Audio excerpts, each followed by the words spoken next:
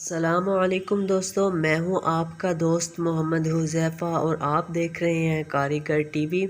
दोस्तों, आज की इस वीडियो में हम बात करेंगे होम मेड इंक्यूबेटर की। दोस्तों, ये एक स्मॉल फ्रिज है जो कि मैं 500 रुपये का लेकर आया हूं। दोस्तों, मेरी अपनी फ्रिज और एसी की शॉप है। वहाँ पे एक कस्टमर ने इसको बेचना था तो मैंने उससे जस्ट 500 में ये लिया है।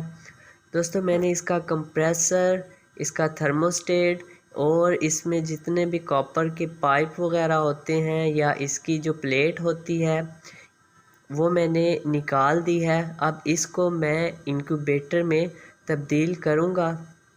दोस्तों, इसकी तमाम चीज़ें मैंने टेम्परेचर कंट्रोलर, ह्यूमिडिटी कंट्रोलर, सब फ़ैन वगैरह मैंने इसको दोस्तों इसके मंगवा लिए हैं। अब दोस्तों, स्टेप बाय स्टेप मैं आपको इसे इंक्यूबेटर में तब्दील करना सिखाऊंगा। तो दोस्तों, इसको मैंने कंप्रेसर वाली जो जगह है उसको ग्राइंडर की मदद से काट कर अलग कर दिया है। मैं आपको दिखा देता हूँ। दोस्तों, ये वो कंप्रेसर इसकी बैक साइड पे लगता है।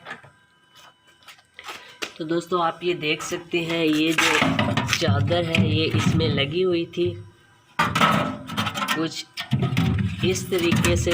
तो दोस्तों, इसने काफ़ी तकरीबन हाफ फ्रिज की जो स्पेस है वो उसको कवर किया हुआ था। इसको मैंने ग्राइंडर की मदद से यहाँ से और यहाँ से काट दिया ताकि फ्रिज में और स्पेस बन सके। इसके बाद दोस्तों, मैंने इसकी बैक साइड पर एक चादर का पीस लगा दिया है रिबट प्लास की मदद से, आप देख सकते हैं।